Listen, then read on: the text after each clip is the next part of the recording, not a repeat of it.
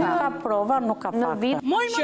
Elena Demollari, astrologja mrekullive e cila prej kohësh promovon veten si zgjidhëse problemesh personale, shpirtërore dhe madje edhe lidhjesh njerëzore, është rikthyer sërish. Duke na akuzuar si të paguar për të prishur imazhin, madje ajo ka kapërcyer çdo vit të kuqe, duke na kërcënuar hapur në rrjetet e saj sociale në një formë sa makabre aq edhe qesharake njëkohësisht. Sidoqoftë, kjo është pjesa më e parëndësishme e kësaj historie, sepse pas transmetimit të emisionit, ajo u shfaq në ekran duke pretenduar se synimi ynë ishte t'i dëmtonim imazhin dhe duke mohuar kategorikisht se ofron zgjidhje apo ndërhyn në jetët njerëzore. Do të thojë që është për të mprishur imazhin tim si astrologe dhe për të më nxjerrë nga tregu. Deri tani nuk kam mashtruar njeri, unë nuk detyroj njerëzit që të vinë te Elena, njerëzit vinë vetë. Një logjik që po ta ndjekësh deri në fund i bie që çdo mashtrim është i justifikuar. Mjafton që viktima të trokas vetë në derë. Është një faqe që zonja e nderuar që i shet ato është e licencuar, ka faqen e Instagram, po s'duhet ta përmend. Në daljen e saj televizive, zonja Elena distancohet nga çdo produkt konkret, duke folur për një zonjë tjetër të licencuar që shet këto solucione misterioze, por që çuditërisht nuk duhet përmendur.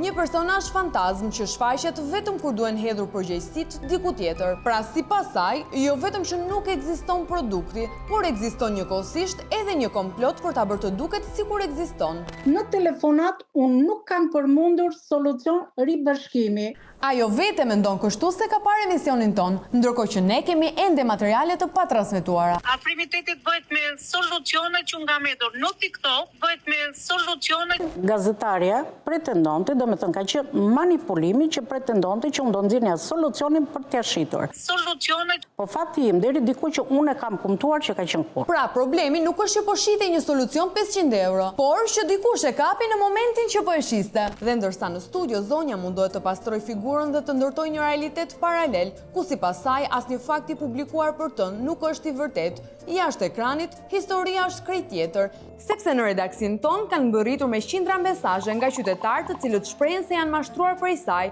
duke rrëfyer histori të ngjashme të premtimeve të pambajtura dhe parave të marra në këmbim të shërbimeve të dyshimta.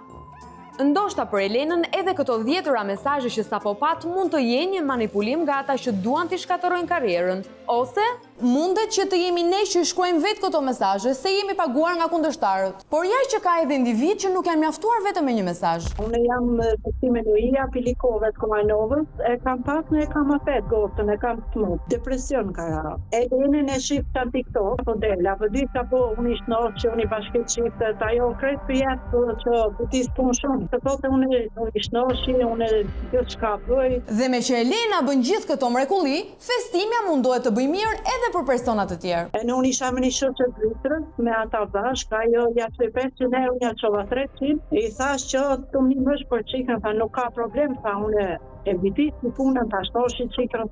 Unë Elenën më ka njeftu që kjo festinja, që kjo shoqja jene. Kjo ka hin lidhje, edhe më tha muë, shëreta, kjo tha kamët një muë, ti eksa më të këqia, shaki, se unë shumë jem kohë nervos, në depresion jem kohë. Dhe jam thash për unë të një mëj, e më i kënej, jem kontaktu më ta, mi ka këshyrë kohë, që aty për para, a më thonë dishka që gjeta, disht vërtejta, hiq, sa më mi që tha 350 euro. Edhe unë ja qova ato 350 franga. Deri në këtë pikë diçka e kemi shumë të qartë. Premtimet e Elenës për të shëruar sëmundje dhe për të nxjerrë njerëzit nga depresioni janë të njëjta për të gjithë klientët. Ashtu sikurse janë edhe shumat e parave që ajo merr në këmbim të tyre. 300 këtu, 500 atje, duken shuma të vogla, por të gjitha bashkë e bëjnë një rrogë që edhe mjeku më i mirë psikiatër do ta lakmonte. Sipas zonjës Elena, premtimet kanë qenë të drejtë për drejta, shërim, zgjidhje problemesh dhe ndërhyrje në jetën personale. Një CV që nëse do të funksiononte realisht, do zëvendësonte gjysmën e institucioneve. Elena tani s'ka fol një njeri. Aja thej ke një moshkën, o konë të punu më taj moshli. Që shë ka po themni nuk e dijaj. Po ishte dhe një person tjetër, po Elena arritër kontakt. Kush ishte ky person? Ka arritur ta shikosh? Shërimin s'ka dim, polla, vetë i thotë që në mitri Elena, që i thotë në unë ju një mëj, a për di që për bocën e për bashkëpunëm me Elena, punëm bashkë. Në të dyja rastet përmendet një person i dytë, i prezantuar si mjeshtër, identiteti i të cilit mbetet i paqartë. Me sa duket, ai është krye magjistari, i cili drejton këtë skuadër magjike, pjesës së cilës është edhe astrologja jon. I mundoj kësi më thonë si duhet nda unë, ma lukë, si thonë një të lodrat vokla, si ku i dite, kështu me shkop. Po e merë të si trumullat të një bitet me shkop, ding, se unë i shnoshe që shtonë dhe ato të mund. Unë i bije që mi shnosh, mite, kush ka probleme.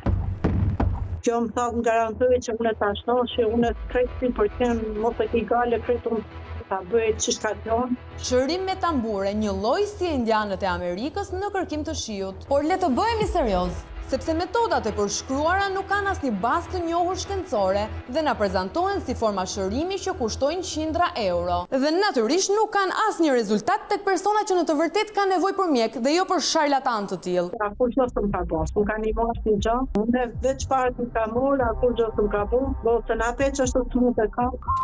Një Elena se kom shkru, po atë më me kësy, tha jo a i mjeshtër jemi, ka mos, s'keni keni kry pun, ju kokët mashtru, sa të ju qasën nga zëj, gazetar të thiri, sa që losht s'kom zemë, s'kom sa thire mjeshtën, të ka thonë Elena, po atë më i këthyje. Më ka thira i njëri, tha, unë tha ti këthej 300, tha po 50 jo, veç po se a bën problem. Në momentin kur kërkohet kthimi i parave, përgjegjësia zhvendoset tek personi tjetër, por parat në shumicën e rasteve nuk mund të kthehen. I kanë shkruajtur, i kanë thonë se kur gjë s'm ke bo, a mi këthën pare, nuk ka, ato kanë shku, ta unë i kam një mund, për pare të kërko, ta mu të kërko. Po thash më të shqyoni njështë një ashtru, thash mund është më hongër edhe burë kështuve. Tani ajo jo t'kanë bo ma zhikja, jo t'kanë të vorë, jo t'kanë bo me ujë gjenjazës, të s'di shamë thajke, bashkë mishtini e thot mishtini. Nga shërim energjetik në terror psikologjik, me qëllim mbajtje nën kontroll të viktimave që mashtrojnë. Ndaj dëgjoni pak me vëmendje këtë zotëri, i cili në dëshpërim ka kërkuar ndihmën e Elenës.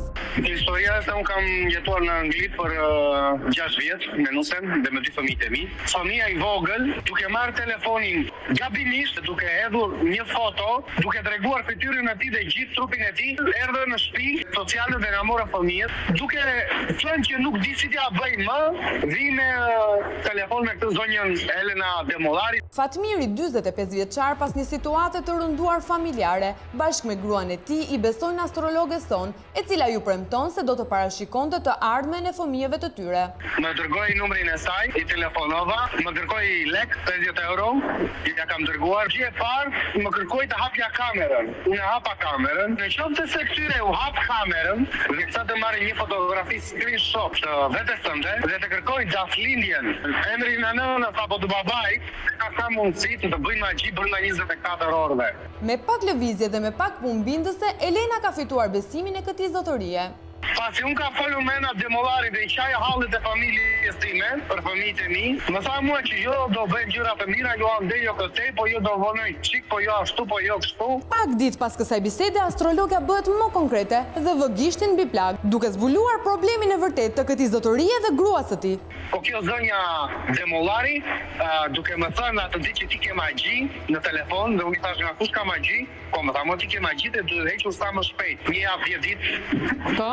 Mua më shfaqen ato gjindet në shtëpi që i thomin neve, duke çuar nusën time afër çmendimit, në një situatë që toka dhe qielli mu bëjnë një dhe isha gati për vetvrasje. Si unë dhe nusja time. Unë jam me gjindë në trup. Kuptohet që dy bashkëshortët do të ishin vulnerabël përballë çdo personi që do të kërkonte ti manipulonte. Dhe në fakt ashtu ndodhi. Fuqia e fjalëve të kësaj gruaje ndikoi drejt për drejt në shëndetin e tyre mendor. I thashë nga kush e kam, nuk di çfarë thashë, ngela me gojë hapur. Dhe këta kërkojnë këta njerëz që janë në depresion, që janë të lodhur nga jeta. Pasi Elena ka arritur t'i bindë se gjendja e tyre është vërtet e rëndë, sipas një skenari të mirëmenduar që e pam edhe në rastet e mëparshme, ajo ja pason topin kryemagjistarit të saj. Dëgjoj, tha, unë do t'i jap numrin e një mjeshtri dhe do flas më tha mua me mjeshtrin dhe mjeshtri do të thotë se kush qysh tek se ndodhi, na ndodhi dhe si ndodhi. Fola me këtë zotin dhe thash, unë kam magji dhe më ka thënë zonja Demollari që marrë në telefon dhe të më bëni mirë. Dhe më tha po, unë kam mundësi të ta heq dhe mund të ta heq brenda 24 orëve. Dhe i thash, çfarë kërkon nga unë?